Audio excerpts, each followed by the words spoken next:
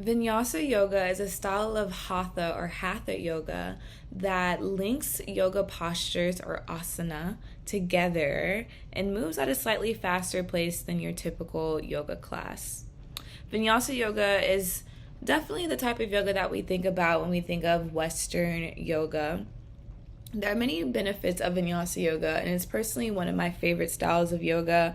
It can aid in weight loss, the toning of muscles. It can help you with strength and conditioning.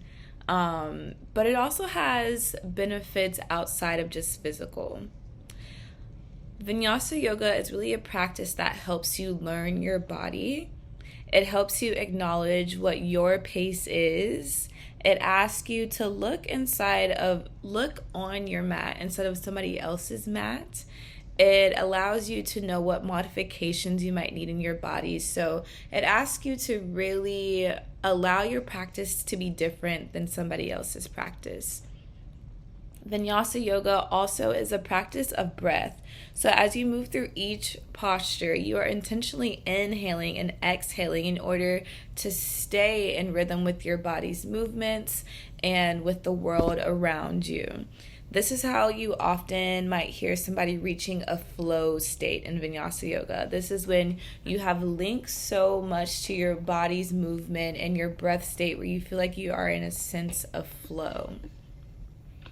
Vinyasa yoga also asks us to learn when it's time to challenge and push ourselves a little harder or when it's time to slow down. Vinyasa is really about finding the balance between working hard and finding ease. So we don't want to overwork our bodies in Vinyasa yoga, but we also don't want to be scared of maybe a pose that we think we can't do in our body or that might seem a little bit too challenging of us. We want to give ourselves freedom to explore in Vinyasa yoga.